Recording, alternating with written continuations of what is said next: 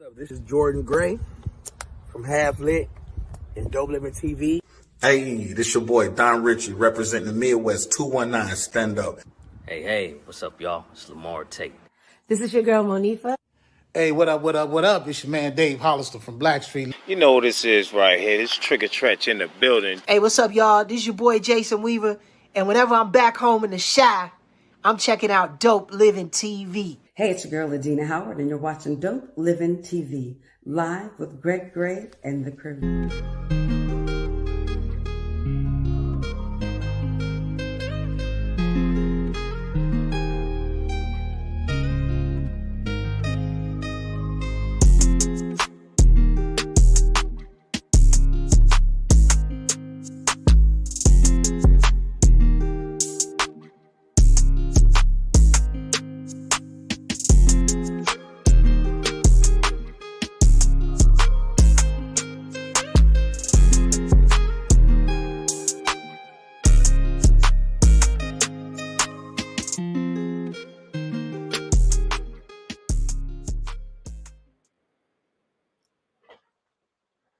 Yo, what's up? It's your boy Greg Gray. This is Dope Living TV Live. Let me start it off by saying real quick, because we're gonna get into this because Gina said so. The views that are expressed on this Dope Living TV Live are not necessarily the views of Dope Living TV or its affiliates. Having said that, man, we have a great show. Sound like Chinese, right? You happy? No, I got to make one more correction since I got my crown on. Oh today. no, what? I have to correct Adina Howard. Adina, it is the crew in Greg Gray. There we go. Okay, I'm ready.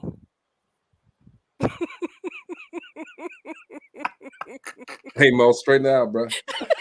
What you talking about, Tina? Whoa, life coach, what your man for? Oh! I didn't know you was gonna pop me on, brother. I thought you was doing introductions. Coach like my name, Bennett. Y'all, It was funny. The haters that go on, man. Look, tonight, man, we're gonna laugh a little. We have a great conversation. We're gonna laugh a lot. This gentleman, man, he's an actor. He's a writer. He's a comedian. He's also, most of us on here are from the city of Gary and from the same school, and especially Fire Marshal Marcy. Whatever. Did you see her just take that fire hat off before she jumped on? I did. But this guy, man, he's been in a number of TV shows, a number of that's an understatement. Movies. Okay. And if I read his list of accolades, we'd be here all day before we got a chance to talk to him. You know what I mean? But I mean, it's so impressive. He's got so much, man. He's even written for the Soul Train Awards, the BET Award. He's just done so much. The Real Husbands of Hollywood, which is funny as hell. Okay. But we ain't gonna waste no time, man. Let's get into this. All right. Celebration. Y'all like these candles, man. This is Mr. Buddy Lewis. Yay! What's going on, sir? What's up? Greg Gray and the crew and Greg. I don't know. You said it. That's good. She's getting you in trouble, man, already. He ain't in no trouble. He ain't gonna be in no trouble either, man. Welcome to the show, buddy. This is a celebration. Thank you. Welcome. I am glad to be here. We are celebrating you, man. We try to make this show about people who have gone through things to get to something, and he's not any different from anybody else. All right, but he's doing his thing out there in Hollywood and just hanging out with us today. So again, thank you for coming. Hey man, come on, man. I am so glad. Man, you know what? Some people I'm humbled and I appreciate you having me on, man. Sometimes, your home folk kind of, you get out and they think, oh man, you wouldn't do my thing, or you wouldn't. I'm like, bro, just call a brother. I'm here for you. Man, but I mean, and he's right, man. You gotta ask sometimes what you want, all right? You may not get Closed mouths don't get fed. Hey. But buddy, let's go back, man. Let's go back. So again, he's from our hometown, proud to say it, Gary, Indiana. 8th Johnson Street. All right. Again. Johnson. Wow. And we went to the same school, Gary Westside High School. Really? I think Jerry, let's go. There you have it. Now I have to add a little addendum. I started out at Roosevelt, but sorry, baby. Yeah. We're sorry. So and then I I transferred to West Side because actually I was, and this is a little caveat about me. I was on the swimming team at Roosevelt at West Side, and Coach Robinson, Lee Hey, you Robinson, come on over here. told me to come and say. He said, "Hey man, come to West Side. I'll get you if you come swim with me. I guarantee you, I'll get you a job in the summer, and I can probably get you a scholarship to college." And I said, "Yeah, whatever. Yeah, let's try this." And I was like, "Okay, let's see if that actually happened." And let me tell you, from my sophomore year in my freshman year, the summer, I had a job and I got a scholarship to Howard University. Wow. Nice. With Coach Robinson's assistant. So yeah. Wow. I remember him. Yeah. Swimming up there with the Curtises, right? Yes. Yeah, You do DD. remember Curtis? Hanky, Robin. Listen, I'm just gonna say this right now. That was the finest group of women I've ever seen in one family. They had swimmers' bodies, and I'm gonna tell you this to this very day. I'm not gonna lie. Robin Curtis and her little sister Dorothy. Now the other ones were cute, but Robin Curtis was probably one of the finest women I've ever seen in my life. And Dorothy, I saw her probably maybe it might have been 5-6 years ago. I was like, "You look like your sister Robin." Did you know Danita Bohannon? Hey. Let's move on. Let's move on. If you see Danita Bohannon, would you tell her to give Greg his tape back? Please. Okay, if I see her the next time I come to Gary, I'll be like, "Yo, return Greg's tape." PTSD. Yeah, y'all got it out now. And I'm gonna tell you, Gina, let go of these. You had your friends let go of these 20-year-old issues they got. Okay, they need You to won't let go, so we can't let go. If it's a tape, what is it? 8-track CD? 8-track. What is it? 8-track. 8-track. Buddy, it's a cassette. Buddy, it's not an 8-track. It was a cassette. It holds special memories for me, okay? Because it was my daddy's tape recorder, and she took my. It's a long story. We ain't talking about this. Is a tape recorder too. Okay. I'm just saying. I understand that tape. Listen, man. Hey, one nut. Hey, one. You want to start a fight? Break that cassette tape in the middle of your slow jams. Or somebody had put that little mix together for you, and done with the recorder. Remember, you had to press the button and just play, and then press the button, and then you did all that, and then they break your tape. They had to take it all screwed up in it.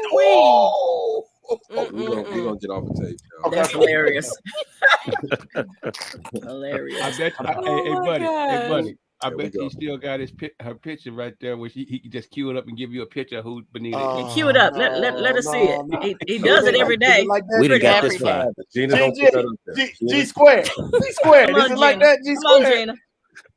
Oh, buddy, you know what? We're gonna talk. We're gonna switch this over to Buddy. Thank you. Okay, buddy. Because it's a celebration. Y'all messing up the celebration. All right. So, Buddy, back in the day, okay. Tape 2. Did you know? I can't even do the interview now. Did you know that you were funny? Actually, I have to admit, I knew I had a talent for making people laugh. Because I won. You know when you give out those senior superlatives. Yeah. Oh man. I was most humorous. Really? 3 years in a row at Westside. Wow. Okay. And I did stand-up comedy at the Mr. Westside pageant. I remember the Mr. Westside pageant. Wow, I do. I should have won, but I messed up on the question a little bit. Dude, what year? Mr. Westside pageant. What was the question? Oh God! I never forget that question. You never forget that question. What would you do? What was it? It was like the question was, and you know who helped me? Kimberly Patterson helped quiz me. I didn't know Kimberly Patterson. Yeah, she helped quiz me because she had been doing pageants and stuff. She was like, "Buddy," and I kind of messed up a little bit because that was the thing that would get you over on the Mr. Westside. But you had to answer the question with like you knew what you were doing, and it was like, what would you do? What would you do to change the?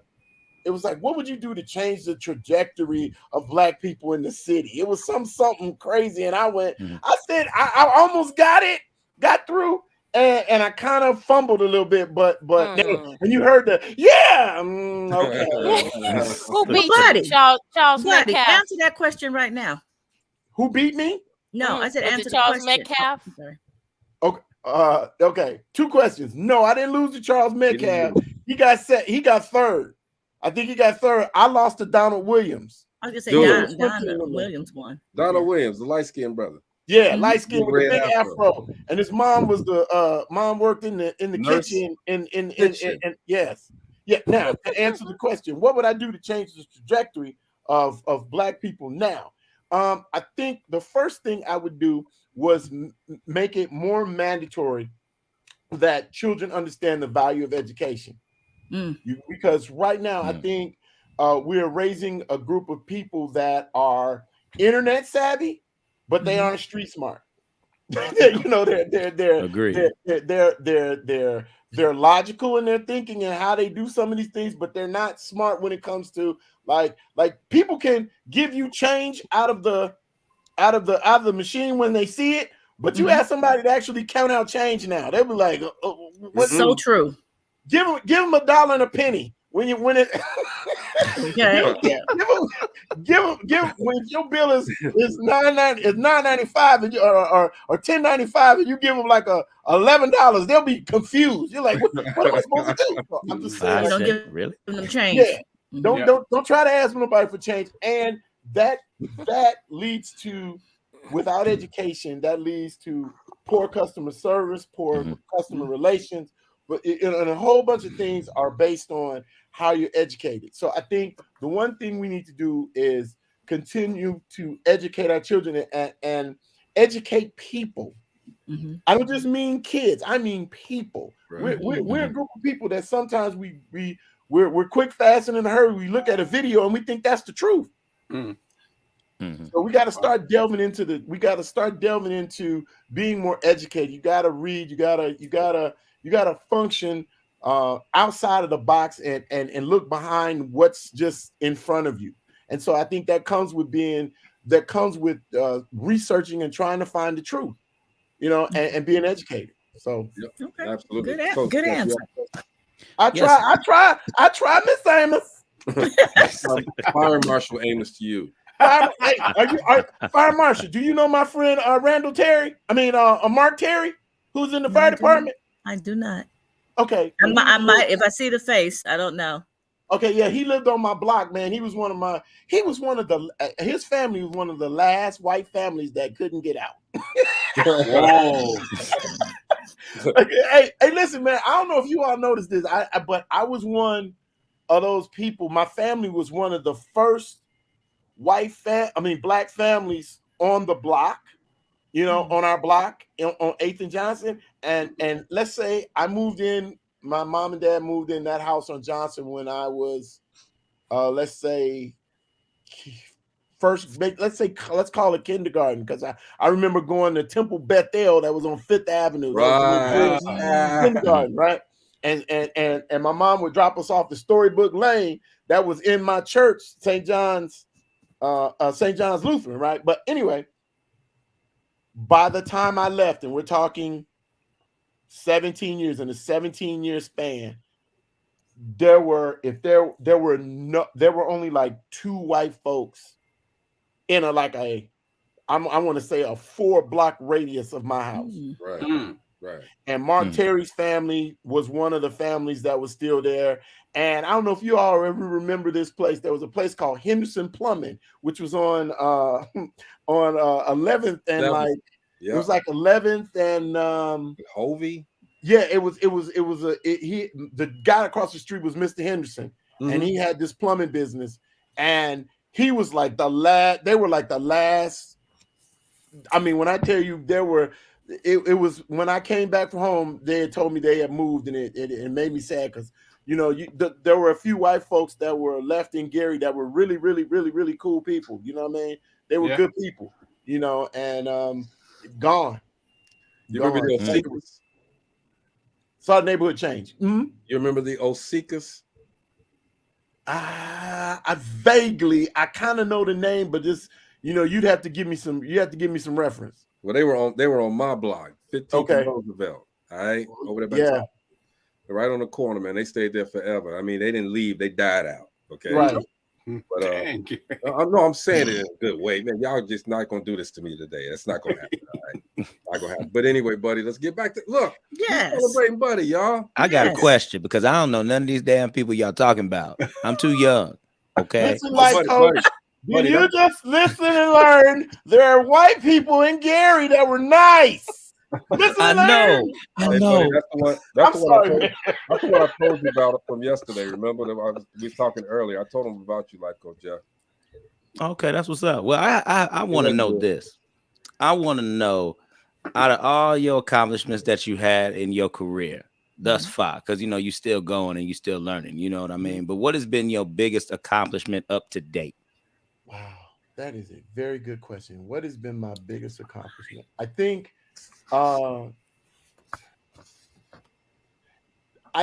the fact I'm saying this in the sort of broader picture. I think the fact that I'm still in the business is my accomplishment. That I'm still there, and that I'm still working, and that I'm still making a living, being a part of the Hollywood community is probably the biggest accomplishment. But if you say, like, there have been so many little bitty successes of mine that I take pride in. For example, I have created a TV show.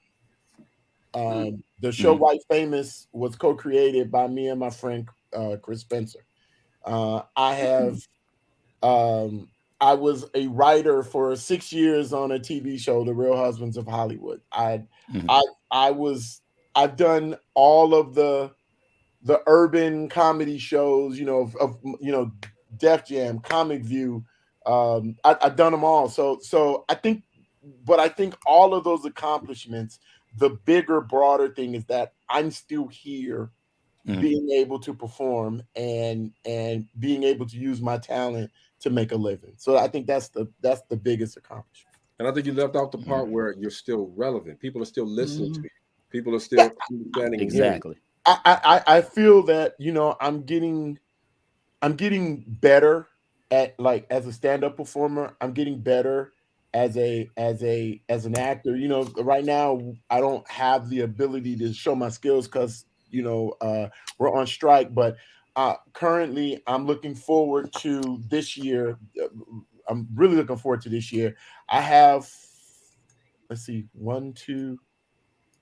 I have like 4 movies that I did that are all coming out this year. Oh, wow. Oh, okay. That's what's So up. there's the Outlaw Johnny Black, which is a Western spoof, sort of in the vein of the movie I did before with Michael Jai White. It was called Black Dynamite. He did it as a Western. Okay. He did it as a Western, which will be out in September. Chris Spencer just did his directorial debut in a movie called Back on the Strip.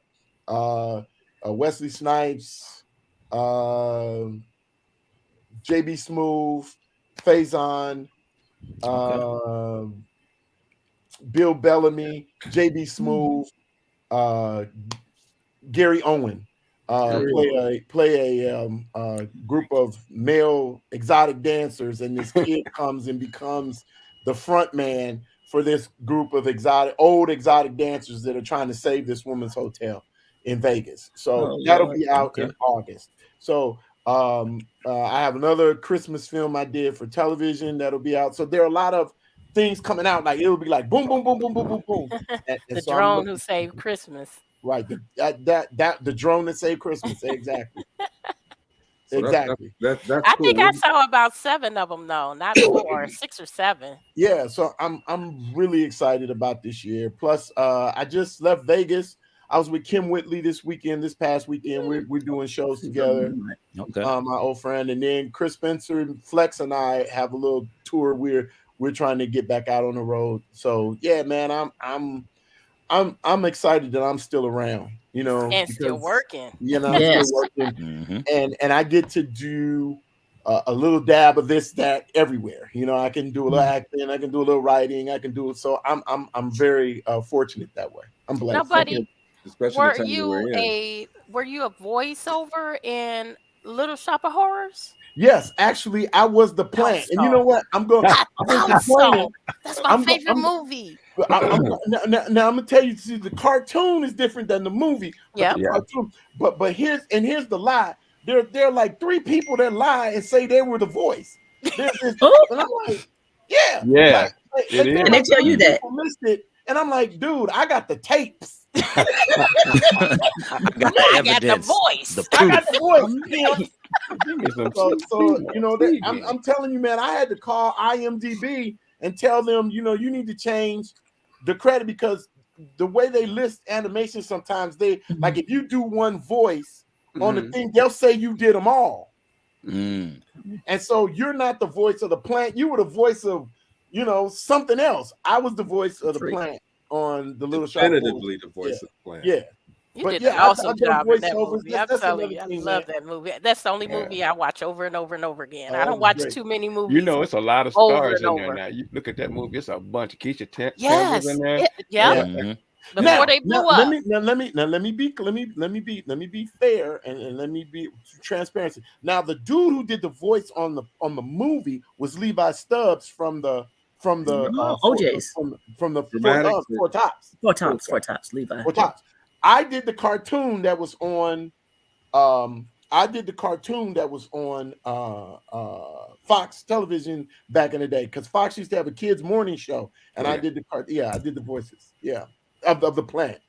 Hey, Seymour. Me. That's him. That's him. Don't get Gina started, man. All right. Yeah, Okay. Let's move on to college. Now, you went to Howard. Yes, sir. To Howard. He was part of the swim team there. Yes, very proud of my alma mater. Our swim team just won a championship a few weeks ago, and you know the black swimming thing is sort of garnered a little steam recently. They were on Sports Illustrated, and you know they've done some things. So I'm proud, very proud to have been a part of that thing at Howard. You know, I'm really proud of that I was there back in the day. So yeah, it's not like the black swimming ain't new. You know, because you know, people don't know about this. That movie Pride, that's where they talk about the swim coach in Philly that started that program. That same program was what was done in Gary. We had Mayor Hatch's Youth Foundation. Yeah. Same type of program.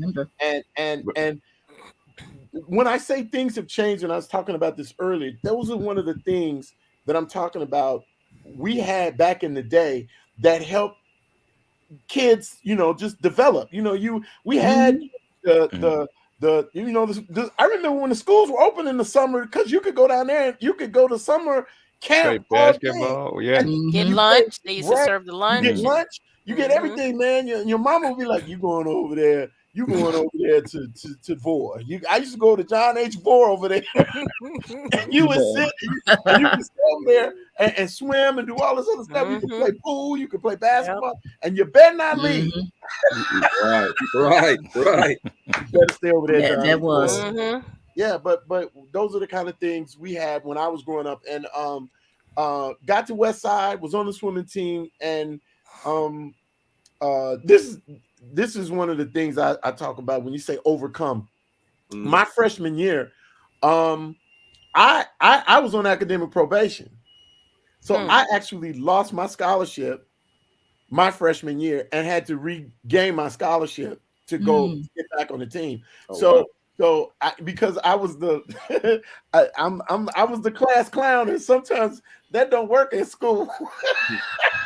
My grades were terrible. Now I had, and I'll never forget it, I had a 1.995 GPA. That was my What the hell is that? 1.995. He had that extra 95. Say one. He did. I heard that. I had a 1.995, and it is nothing more embarrassing Let me tell you, there's nothing more embarrassing. Everybody talking about my GPA 3. Man, it's 3.5. I'm a 1.9. Nigga, what are you talking about? 0.95. Get that. 995. Get it straight. I want all my points. 995. I apologize, sir. Give him his 5. Nothing is more embarrassing than your coach when you on that van, getting ready to go to the first meet after Christmas break. You come back. And he's like, get off the bus. People get off of the van. You gonna walk all the way. When I tell you, and you got to get your stuff off that van. And they couldn't tell you before then? No. Wow. He wanted to embarrass you. I just get say to make a point. He's like, look, I'm gonna make a point. He's like, look, grades finally came in, and the following people need to get off the van.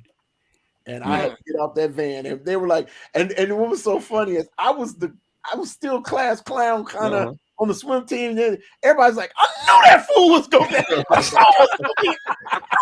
because it seemed like every year there was one freshman, you know, that was like a tradition in the swim team that there was always somebody that got put off the van, and it was usually the loudest, dumbest, most ignorant person, you know, and they were like, I told you. It was like that going around like, pay me up. I told you I was gonna do that. They were all, you got to get off the van, throw your clothes off. Why you throwing my clothes off? Go bro, bag, shoes, everything. And it was almost embarrassed because I thought they were gonna make me give, because you know at Howard they always gave you like three sets of sweats. You had like, you know, sweatpants, jacket, everything. I thought they were gonna make me give it all back. So man, when I tell you it was embarrassing, most embarrassing thing in my life, but next came to work. Yeah. Because I mean, and that was not as hard as trying to explain that to my mother. You know, who when I came home, she was devastated. She was like, you've gone out there and, you know, messed up my money and this, that, and other thing. And then my dad had to convince my mom to let me go back. And because after I got my grades better in the next semester, but the problem was because I had lost my scholarship, the coach told me, because I got the second semester and the summer, I got my grades up. My mom was like, I'm not sending you back to waste my money. No. And you don't have a scholarship anymore. My coach said, look, I can't give you a scholarship until the second semester. Man.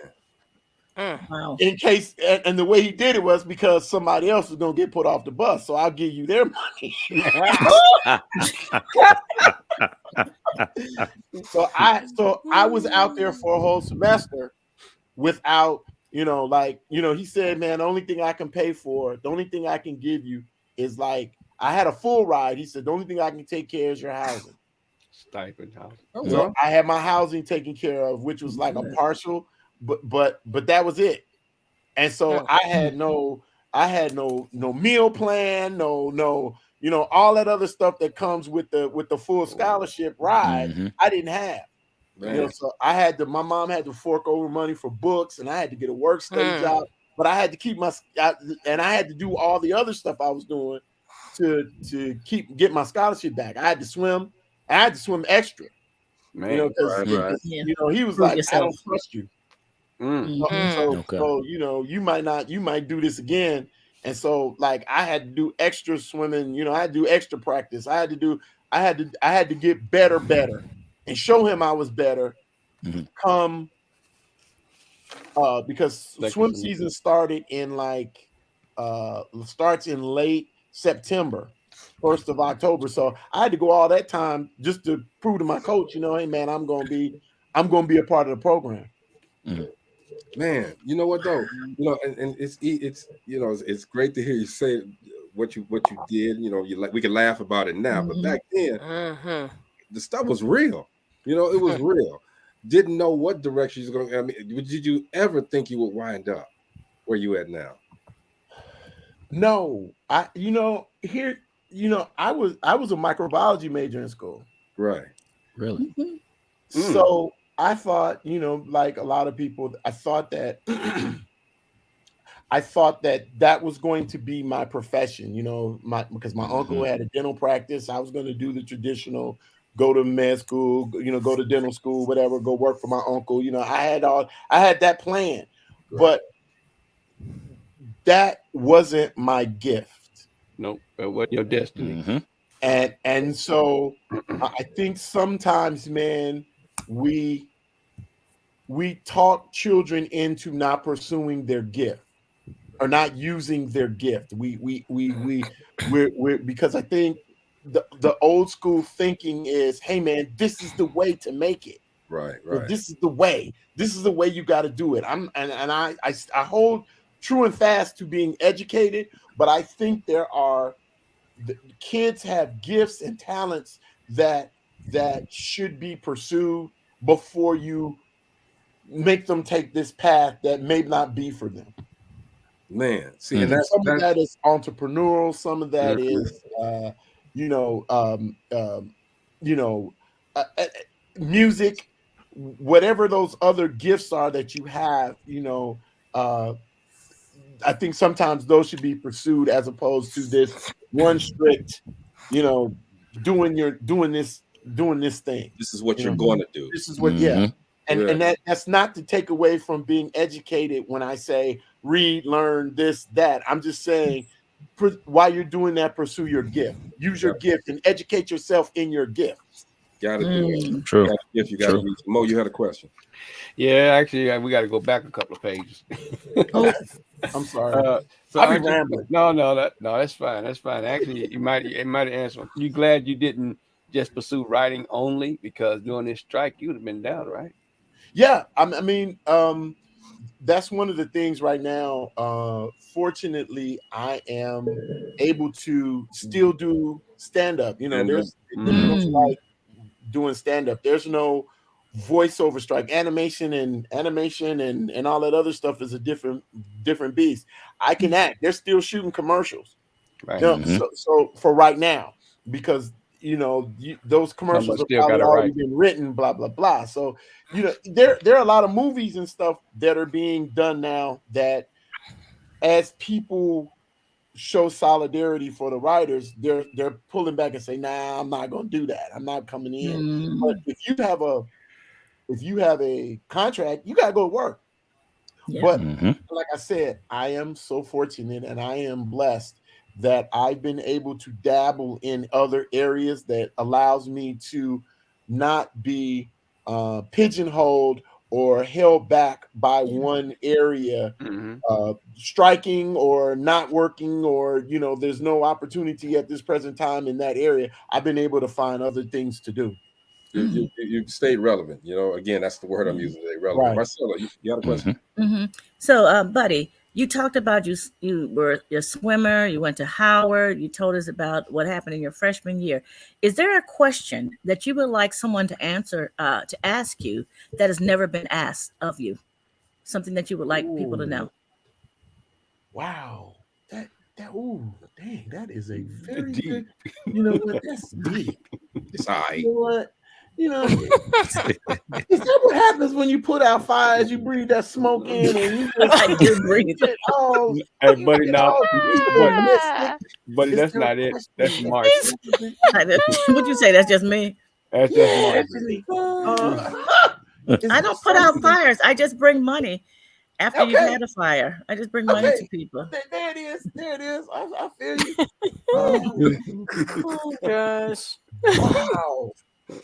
You know what? That is a question I have never been asked. Of that one. But I'm sitting here thinking in my head, what is something that I want people to know about me that's never been asked?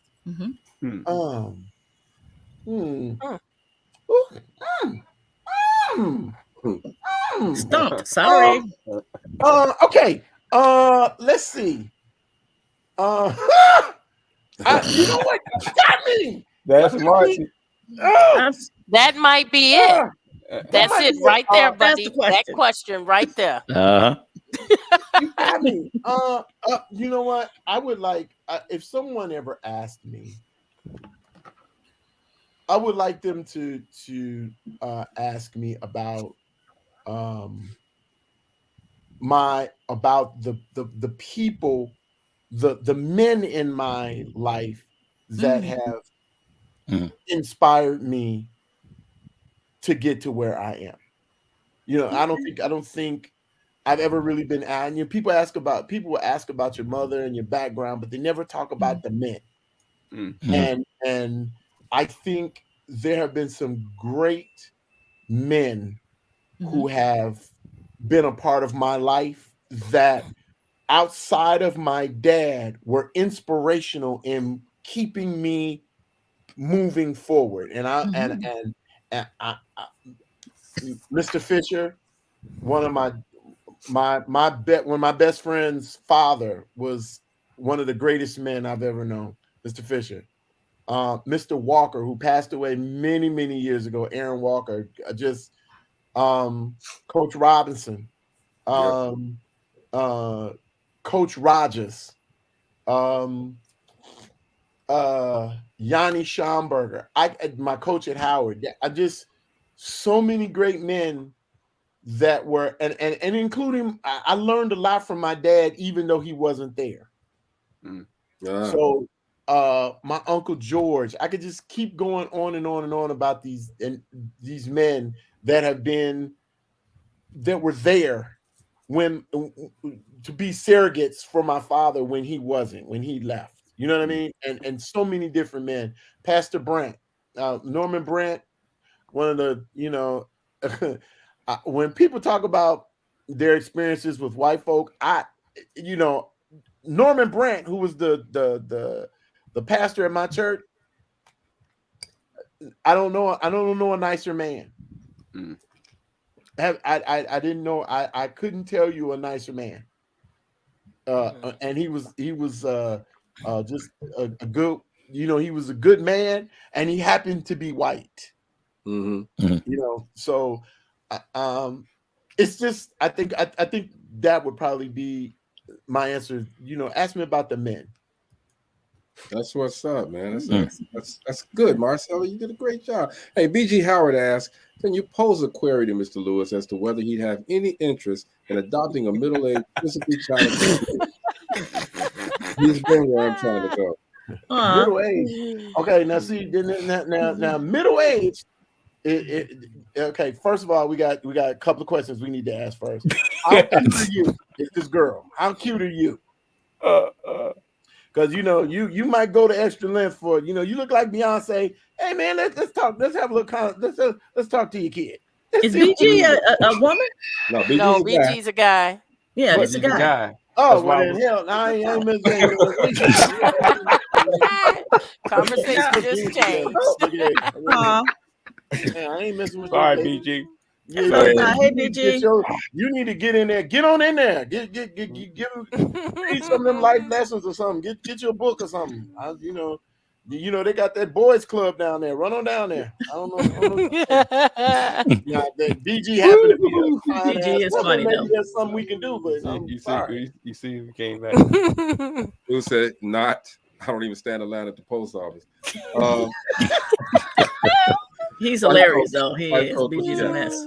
Yeah. I ain't messing with you, BG. I ain't messing with you. I ain't either. Hey, Katina says, hey, y'all. Hey, Katina. Hey, Katina. What's up, White Coat? I want to know, buddy, what would you, if you had to ask yourself if you have to give yourself advice to your younger self, looking at it now, what would you tell your younger self to affect the outcomes today? What would I tell my younger self? And you know, this is an interesting thing, man, that you asked that question, because one of the things I would say would probably be study harder when you were in school. But if I had that advice, I might not be here. See? That's true. That's crazy, right? You see what I'm saying? I might have been, if I was a straight A student my freshman year, yeah, I might be a doctor now. True. So to say, I almost, when I hear people ask that question, what would you tell yourself? I don't know. I don't know if I want to have any advice about stuff, because it might change the outcome of where I am right now. And I like that answer. Yeah. So what I think I would try to do is to give advice more in the line of, hey man, don't give up. You know, continue to work hard at what you're doing. Use your gift. Pursue your gift, because I might have inspired myself, as opposed to being in microbiology. I might have said, man, you should be in communications. You should be in you should be in fine arts. You should try something a little bit more non-traditional.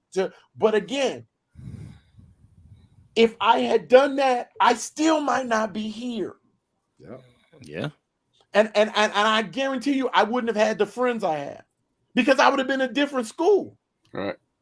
No, I wouldn't have met some of those people down in the, there's a place at Howard called the Valley, and that's where all the science students, architecture, all of the engineering building, Third Hill Hall, all that stuff is down in a place we call the Valley.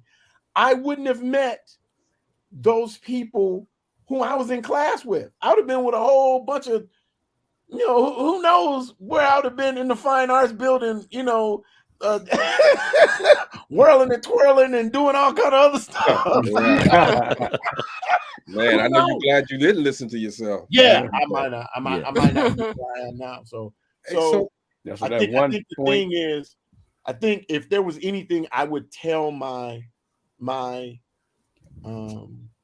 younger self would be, yo man, when you don't be afraid, just keep doing what you're doing, because it's going to work out. It's going to work out in your favor. Pursue your gift. That's it. Pursue your gift. As you're gifted, man, you cannot squander that, man. You got to do it. So yeah, I think all of us are probably glad we listen to ourselves, because that if I shoulda, woulda, coulda, that's the stuff that holds you right back where you were. Never look back, man. Okay, Marcella, let's take it to the 1 minute thought. Take a quick break to redirect, regroup, and refocus with life coach Jeff Relaford. There he is.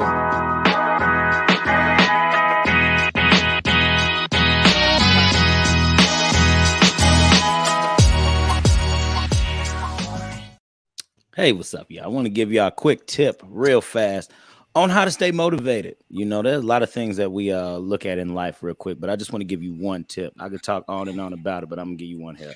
I want everybody to take the time to just celebrate your successes. There's so much negativity in the world, like I always say. But what you got to do is you got to peel back the layer, and you have to take a look at the win. A lot of times we looking for the big fish, right? We want to look at the big one to say, oh, we arrived and we made it. But you have to remember, throughout your journey of life, you always have the small wins that lead to the bigger successes. So continue to celebrate those along the way, and continue to capitalize on any opportunity that comes your way. Because I'm telling you, if you start to focus on the smaller wins that get you to the bigger goals, it'll keep you motivated, and I guarantee you'll be a happier person along the way.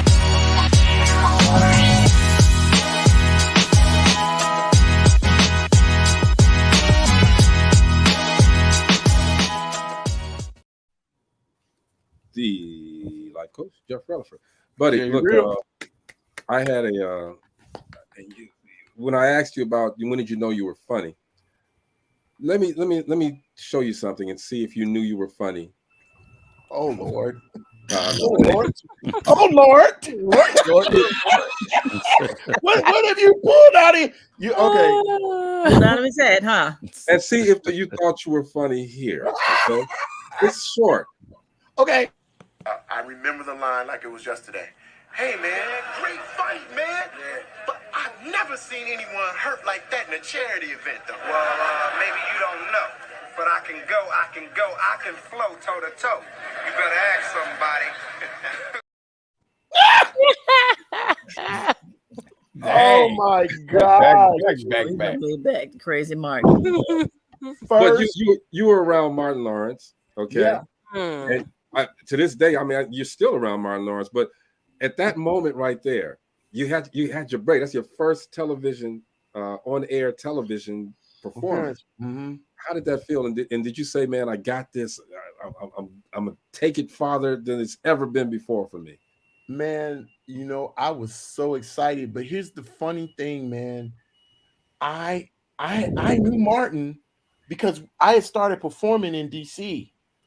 So I had, you know, I'm sorry I'm doing that. I'm doing this is a little caveat. Martin will never tell you, probably never ever tell this story, but I saved Martin's life. Okay. Really? Yeah, from getting in real trouble. One night we were at a place called the comedy spot on K Street. And Martin is a Golden Glove boxer. Right. All right, so this other comic had come in, he was talking crazy to Martin, and Martin, when I tell you Martin, because he, you know, I don't know what it was back then, but you know, white dudes would say stuff and they'd be all crazy, and when they got drunk, they would be out of control sometimes in the comedy scene. It was like they would, you know, they were real disrespectful sometimes to the black comics. So, you know, Martin came in. And this white boy said something to Martin, and Martin said, "Yo, man, you need to get out of my face. We gonna do Marty Mart." And man, when I tell you, Martin, gave him a 2-piece and a couple of wings. Man, he gave this fool a side. He gave him a Popeye's 3-piece with the biscuit. Right.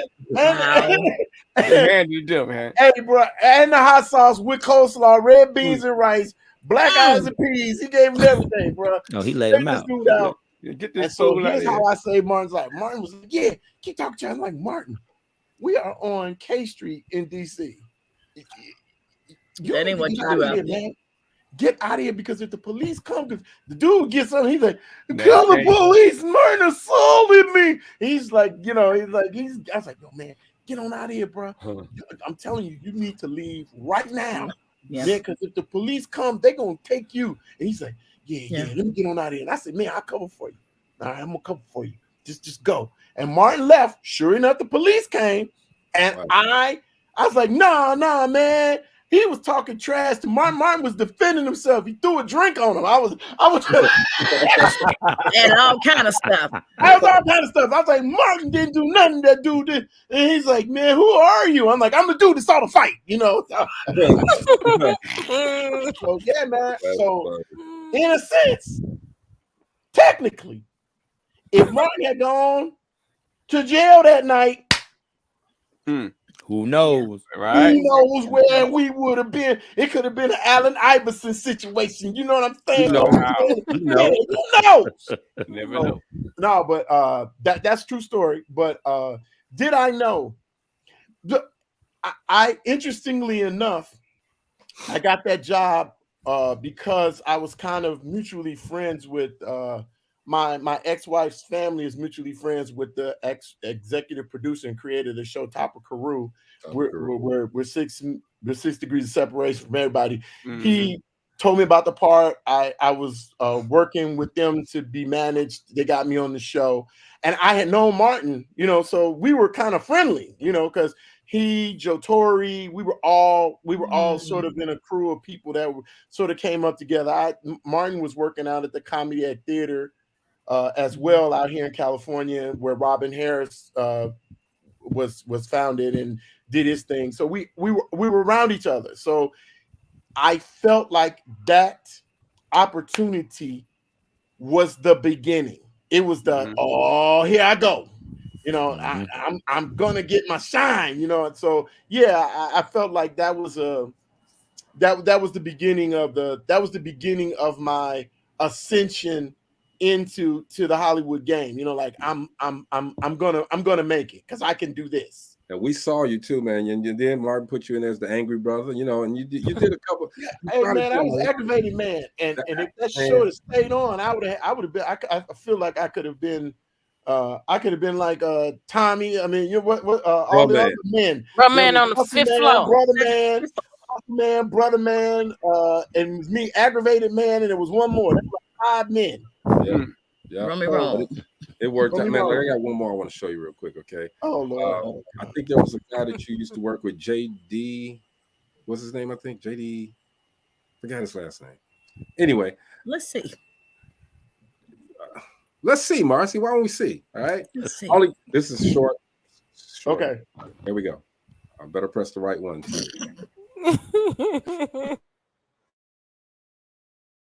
Court's about to start any minute. I hope this don't take long. We're gonna be in and out, counselor. Didn't I tell you stop calling me that I'm not a lawyer? All rise. The Honorable Judge Karen Jones presiding. Oh, Sylvester, you know her? Man, we used to date back in the day. we just broke up this morning. Oh, you gonna tell all my business? Bird dance. Do the bird dance. Anna. Those little kids need to get off that Ritalin. Oh my God. He said she gonna tell all my business. Did you see Just how mourn. high on Ritalin? Cracked his own self up. It was more to it. I had to That stop it Lawrence, man, that guy is so very talented, man. Oh. We didn't do any more of those, and it was so funny, man. I look like an old. It's like we were supposed to be middle-aged, like teenagers or something. I'm like an old ass man. That's why I picked that one there because I'm like, How look at the way he's old is this dude? Look at the way he's standing, okay? Because that's part of the acting, okay? Because I know you don't stand like that all the time. The way he was standing, the way he, you know, the way you tuck the shirts in, all of that stuff is part of the experience, guys. Okay, Yeah. this man right here has Yep. mastered it. I'm surprised you have not been a leading actor. You know, Man, you know what? Man. I look at you follow the careers of some people. What? Oh my God, I'm losing my mind right now. Bang Bang. Bernie Mac, not Bernie Mac. No. John Weatherspoon. Oh. Even Samuel L. Jackson didn't get his first acting role till he was almost 40. I think he was 45 or something when he got his that role he had on Coming to America, where he played the crook it was people come into their own at different times, man. You know, nobody's path to success is the same. I think we all put in work, but what's going to move? No one can tell in this business what is going to be the thing. No one knows. You never know what the thing is that's going to. Okay, this was the piece of tape, or this was the song, this was the rap, this was the joke. No one knows what that is. You just got to keep putting in the work so that you get that opportunity to make that happen. So I think, and anybody that says I knew when it was going to happen is lying. They're lying. You didn't know. You didn't know. You know, and the timing was perfect for who knew. You know, like Adele Givens had that one joke on Def Jam. It made her famous. A tic tac joke. Yep. The tic-tac. You know, Bernie Mac, I ain't scared of you, motherfucker. That's right. I was there that night. I watched the dude who bombed in front of him. I was there that night. Wow. So what I'm saying is, he didn't know who knew somebody was gonna bomb in front of him. Right. Yep. You know, and that joke he did, you know, I ain't scared of you, went and that was Kid Capri and him just going back. It was an improv. Wow.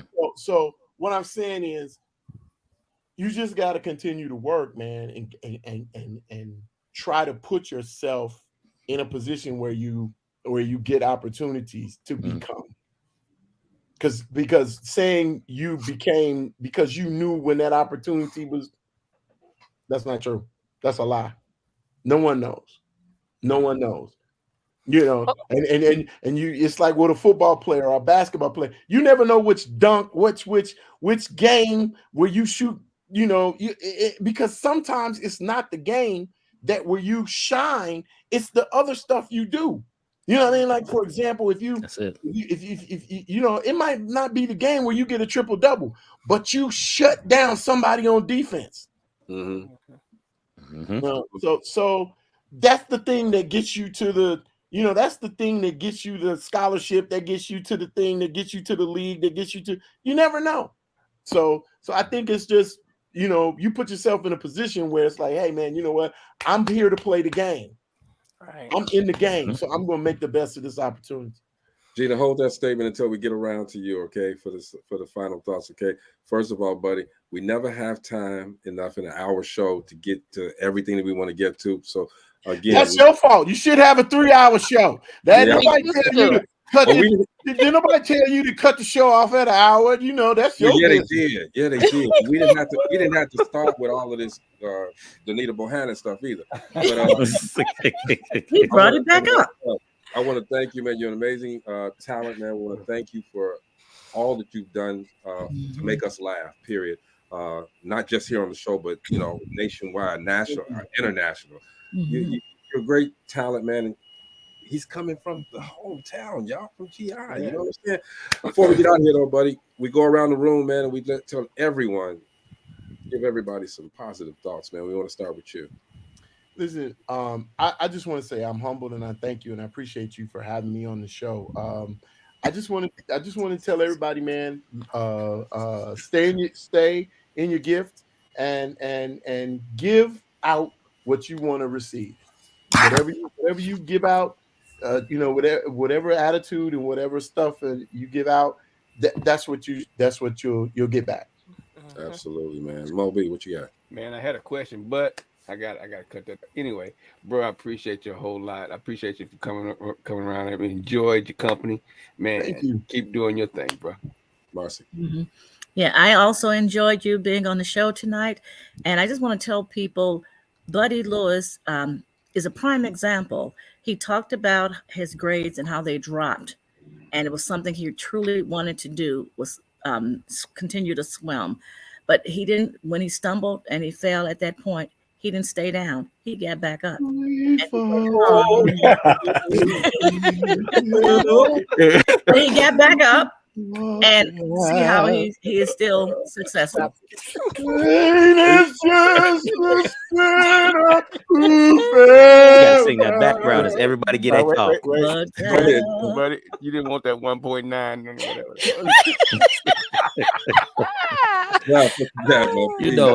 When people come on, they always leave something that I can always hold on to and take something away from. And you truly been an inspiration since you've been on here. And every time when people come on and they share their successes and their stories, they don't pop off normally when I get my last thoughts. But they normally stay on. But you done ran against I ran them off. Well, buddy, I thank you for coming, brother. And you've been an inspiration to me, even though you popped off. None but love, brother. None but love. Go ahead, G. Well, I just wanted, and Buddy doesn't have to be on to hear this, but I guess what I'm going to watch tonight. Whoa. Housewives. You want us to guess? Put them on. Okay, Buddy, guess what I'm going to watch tonight? What? Thicker Than Water. Oh, Lord. What? Thicker Than Water. Thicker Than Water. Oh God! Hey, buddy. Hey, you know what? Wait, go watch Beverly Hood. This is my claim to fame. That is Beyonce's first movie. Go watch that. Watch that one too. Watch that one too. We'll watch Beverly Hood. Beverly Hood. Okay. Hey, buddy. It's on the bottom floor of Blockbuster. He said something. Behind that curtain, right? Right behind that curtain. Right behind the dirt. with the porn movies. I'm sorry. Hey, Brian Biggs says it's good seeing you. It's your classmate, the Biggs twin. Great hearing from you. Oh man, I haven't seen the Briggs brothers in a while, man. Good dudes. Most definitely. They are some great guys, man, too. Hey man, again, we thank you for coming through and hanging out. And guess what? I'll come back. You can come back. Right. Yes, anytime. I told you we would laugh for a full hour. I tell you what we're gonna do, G. When the movies come out, later on in the year, come on. We're gonna celebrate. You know, and talk about, you know, we talk about the films and all that kind of stuff. That's awesome. We'll give you a couple of days, man. We get them long burning candles. All right. Yeah. We do that. Go. I love it. I love to hear it, homie. That's what we're gonna do, man. But thank you for coming through and making us laugh, man. Thank you, man. I appreciate you all. Thank you so much, We man. enjoyed It was a you. pleasure. Thank you. Yes, sir. Whenever you need us, we here for you. Okay, say hello to goodbye. I'm sorry to Marcella, the fire marshal. Bye, Marcella. It's good to see you. Love the hair. Good to see you as well. We have the same. See you next time. I love that hair, girl. You know, I just got mine on my chin.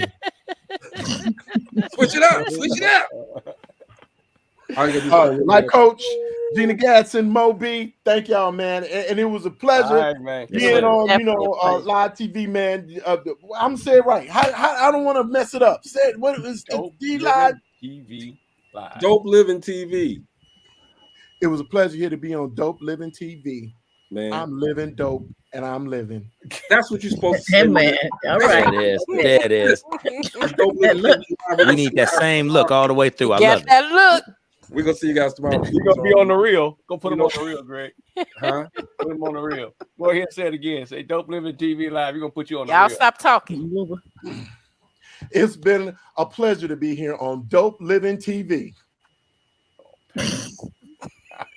You should have rolled the credits right there, man. Rolled the credits, right? That's what I should have did. Thanks, buddy. We'll see you tomorrow. We'll see you. All right, man. Thank y'all.